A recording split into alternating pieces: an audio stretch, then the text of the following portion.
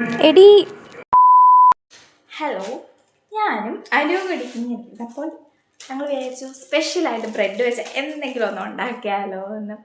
അപ്പം നിങ്ങളെ കൂടെ കാണിക്കാമെന്ന് വിചാരിച്ചു. എന്നാൽ നമുക്ക് പോയി ഉണ്ടാക്കിയാലോ. ബ്രെഡ് ഫ്രൈ ചെയ്യണമായിരുന്നേ. അതിന് പാൻ എടുത്തപ്പോൾ പാനിനകത്ത് ഞങ്ങൾ കൊഞ്ച് വറുത്തതും മീൻ വറുത്തതും കണ്ടപ്പോൾ വീണ്ടും ചോറിടാൻ ഞങ്ങൾക്ക് തോന്നി. അത് ആ പാനിനകത്തിട്ട് തിന്നാൻ. അപ്പം നമുക്ക് തിന്നിട്ട് വന്നാലോ.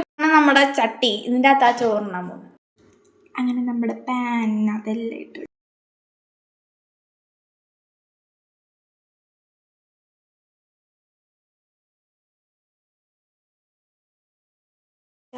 ഞങ്ങൾ ഫുഡ് കഴിച്ചു.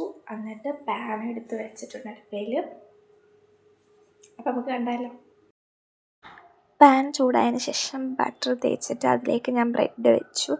രണ്ട് സൈഡ് നന്നായി പൊള്ളിച്ചെടുക്കണം. അങ്ങനെ ബ്രെഡെല്ലാം ഒരു 6 ബ്രെഡ് പൊള്ളിച്ചെടുത്തു.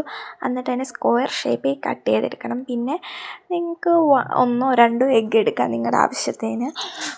എന്നിട്ട് മുട്ട പൊട്ടിച്ചിട്ടും അതിനുശേഷം ആവശ്യത്തിന് ഉപ്പും പിന്നീട് കുരുമുളക് പൊടിയും ഇട്ട് നന്നായി മിക്സ് ചെയ്യണം. അതിനുശേഷം നമ്മൾ ആ ബ്രെഡ് കട്ട് ചെയ്ത് വെച്ചിരിക്കുന്ന ബ്രെഡ് അതിലേക്കിട്ട് നന്നായി മിക്സ് ചെയ്തെടുക്കണം. പിന്നെ നമുക്കിത് ഉണ്ടാക്കാൻ ആവശ്യം ഇതിലേക്ക് വേണ്ട പച്ചക്കറികൾ ഉള്ളി, തക്കാളി, ക്യാപ്സിക്കോ, ഇത് 3ആണ് നമുക്ക് വേണ്ടത്. നിങ്ങൾക്ക് വേണമെങ്കിൽ വേറെ എന്തെങ്കിലും ചേർക്കണമെങ്കിൽ നിങ്ങളുടെ ഇഷ്ടത്തിന് ചേർക്കാം.